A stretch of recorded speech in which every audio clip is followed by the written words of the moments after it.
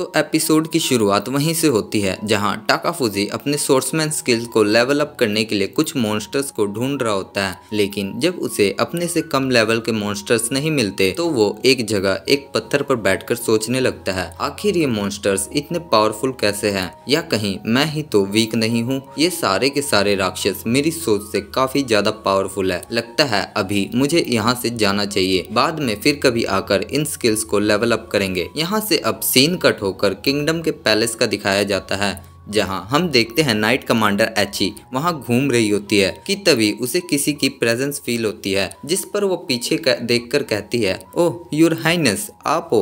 भले ही palace safe हो, लेकिन आपको इतनी रात में कॉरिडोर में ऐसे अकेले नहीं घूमना चाहिए। जिस पर सेकंड प्रिंसेस कहती है, कमांडर एचे, वो मैं तो आपसे कुछ बात करना चाहती थी। मैंने आपसे कहा था कि सर टाकाफुजी की ट्रेनिंग आर्टिफैक्ट्स के साथ कराई जाए। जो सुन एचे कहती है, योर हाइनेस, मैं आयोई, टमाकी और रयूटो इन तीनों को भी ट्रेंड कर रही हूँ, लेकिन मैंने इनकी ट्रेनिंग के लिए नॉर्मल वेपन्स ही यूज़ किए हैं, ना कि किसी आर्टिफैक्ट्स का।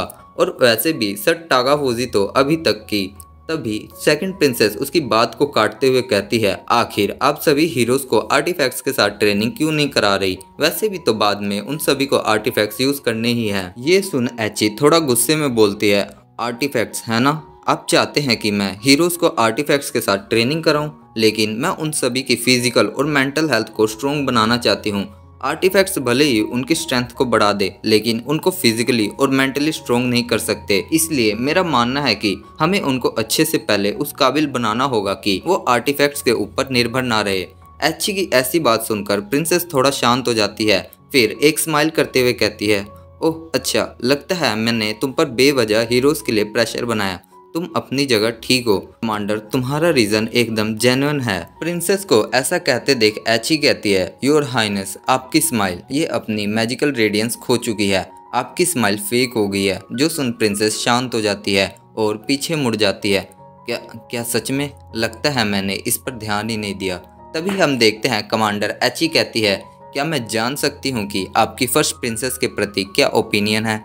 वेल, वो तो बहुत ही टैलेंटेड, डेडिकेटेड, इंटेलिजेंट और एम्बिशियस वुमन है।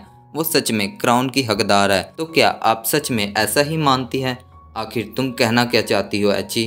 भले ही ये पैलेस रात को घूमने के लिए सेफ हो, लेकिन इसका मतलब ये नहीं कि यहाँ हम पर कोई नज़र बनाए या हमारी बातें ना सुन रहा हो। इसलिए सब काम ध्यान से करना, क्योंकि जो भी क्राउन प्रिंसेस होने वाली प्रिंसेस को नुकसान पहुँचाएगा उसे किंगडम कभी माफ़ नहीं करेगा। ये सुन एचे शांत हो जाती है, यस योर हाइनेस। इसके बाद सीन कट होकर कुछ दिनों के बाद दिखाया जाता है, जहां हमें बताया जाता है कि हमारे चारों हीरोज को इस वर्ल्ड में आए हुए 2 हफ्तों से ज़्यादा हो गया है और सभी हीरोज अपनी स्ट्रेंथ में ग्रेट प्रोग्रेस अचीव की होती है। जहां रियूटो एज अ सोर्समैन अपने परफॉर्मेंस को एनहेंस कर रहा होता है कि वहीं तमाकी अपने मैजिकल स्टाफ के थ्रू मैजिक कास्टिंग करने की ट्रेनिंग करती है, जबकि आयोई आर्चरी स्किल को एनहेंस करने की कोशिश कर रही होती है। जहां हम देखते हैं वो आर्चरी शूटिंग के टाइम अपने आसपास एक बैरियर कास्ट करती है एज अ डिफेंस, लेकिन एरो शूटिंग के टाइम वो बैरियर खुद ही डिस्ट्रॉय हो जाता है। इधर हमारा टाकाफुजी, उसे तो बस वेपन्स थ्रो करने की ट्रेनिंग दी जा रही होती है और उसकी मूवमेंट्स वो इम्प्रूव करने की ट्रेनिंग कराते हैं। इससे हम कह सकते हैं कि टाकाफुजी को कमांडर एचे एज अ स्काउट ट्रेन कर रही है, जो कि एक तरह से अच्छा भी है, क्योंकि टाकाफुजी की डिटेक्शन स्किल इस जॉब के लिए एकदम फिट बैठती है। पर इसके बाद भी हमारा एमसी नाइट के टाइम फॉरेस्ट में जाकर अपनी ट्रेनिंग जारी रखता है, जहाँ वो अपने यूनिक स्किल्स को लेवल अप करने की कोशिश कर रहा होता है।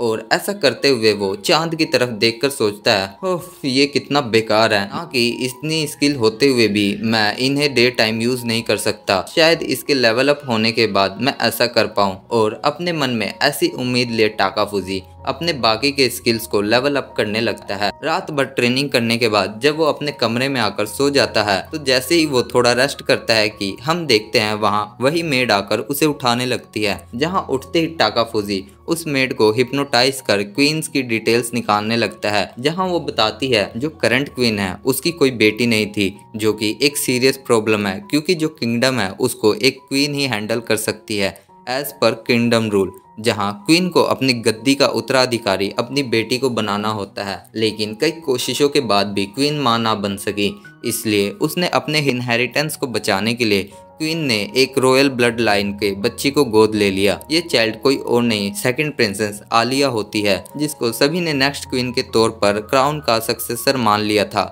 लेकिन जब आलिया 7 साल की हुई तब क्वीन ने अपनी बेटी को जन्म दिया, जिसका नाम था अमांडा। यही इस स्टोरी की फर्स्ट प्रिंसेस है। अमांडा के मैजिकल पावर और इंटेलिजेंस को देख क्वीन हमेशा उसको ज्यादा लव करती थी और अपनी इन्हीं खूबियों के कारण उसे क्वीन का नेक्स्ट सक्सेसर चूज कर लिया गया। जिसके बाद आलिया ने अपने रॉयल सक्सेशन लेसन को विड्रॉ कर दिया। जब अमांडा 7 साल की हुई तो उसे फर्स्ट प्रिंसेस के तौर पर लोगों के सामने प्रेजेंट किया गया। जिसके बाद से तो आलिया गायब ही हो गई। उसको उस पर कोई ध्यान भी नहीं देता था। लोगों के द्वारा भूलने और अपनी माँ के द्वारा अबेंडन होने के बाद आलिया एक डॉल की तरह अपना लाइफ बिताने लगी, जहाँ वो बस क्वीन के द्वारा दिए ऑर्डर्स को पूरा करने में लगी रहती थी। सेकंड प्रिंसेस के बारे में इतना जानने के बाद टाकाफुजी सोचता है ये तो बिल्कुल मेरी तरह है। जैसे मुझे यहाँ कोई किसी काम का नहीं समझता, वैसे इसे भी सब नकारा मानते हैं। हे टाकाफुजी उठो, क्लास के बीच सोना अच्छी बात नहीं है। उठ गया मैं, आप कंटिन्यू करें। जिस पर प्रिंसेस थोड़ा सीरियस होते हुए कहती है मैंने सुना है कि कोवर्ट टैक्टिक्स की प्रैक्टिस कर रहे हो तुम। भले ही तुम मैजिक में अच्छे नहीं हो, लेकिन इस ट्रेनिंग के थ्रू तुम अपने आप को इम्प्रूव कर सकते हो।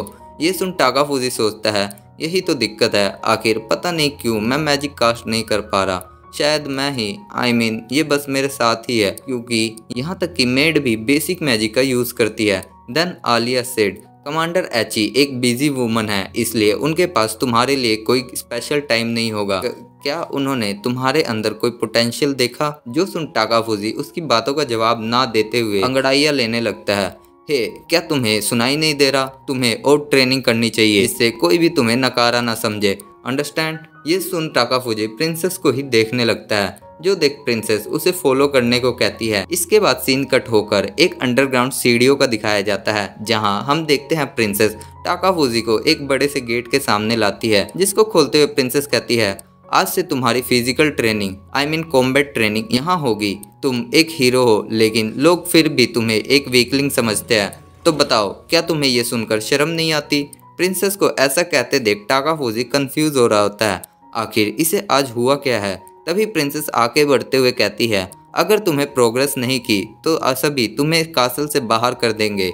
जो क्या वो बताती है कि ऐसा उसने क्वीन के मुंह से सुना था। इस पर टाकाफुजी कहता है लेकिन मेरे पास तो डिटेक्शन स्किल है, तो इस हिसाब से तो वो मुझे निकाल ही नहीं सकते। मुझे पता है कि तुम्हारे पास स्किल है, लेकिन ये भी पता है कि तुम और हीरोज की तरह मेहनत नहीं कर रहे हो। नहीं ऐसा नहीं है, मैं तो अपनी पूरी कोशिश कर रहा हूँ, लेकिन सभी को ऐसा इसलिए लग रहा है क्योंकि मैं ना तो इन तीनों जितना पावरफुल हूँ और ना ही तुम्हारे जितना इंटेलिजेंट। तभी हम देखते हैं प्रिंसेस सीरियस होकर कहती है इस रूम में एक मैजिकल बैरियर है, जिसकी वजह से ना तो तुम्हारी आवाज़ और ना ही तुम्हारी चीख कोई सुन पाएगा। जो सुन टाकाफुजी कंफ्यूज हो रहा होता है कि तभी हम देखते हैं प्रिंसेस उसको उसके पीठ पर एक जोर की लात मारती है, जिससे वो जाकर गेट से टकराता है। तुम्हारी हालत इस टाइम मेरी से काफ़ी बेहतर है, लेकिन फिर भी तुम अपने आप पर मेहनत नहीं कर रहे हो और अपना टाइम वेस्ट कर रहे हो। अगर तुम्हें यहाँ से एक्सपेल कर दिया गया तो बाहर के एनिमी व मॉन्स्टर्स तुम्हें एक ही बार में किल कर देंगे, इसलिए तुम्हें कम से कम अपने सर्वाइवल के लिए तो खुद को स्ट्रोंग बनाना पड़ेगा। प्रिंसेस की ऐसी बातें सुनकर टाकाफुजी जोर जोर से हंसने लगता है। क्या हुआ तुम्हें? अब तुम एक पूरी नोबल लग रही हो। ऐसा सुन प्रिंसेस शर्माने लगती है। लगता है मैंने तुम्हें अंडर एस्टिमेट किया। मुझे नहीं पता था कि तुम इतनी स्ट्रोंग पर्सन हो प्रिंसेस।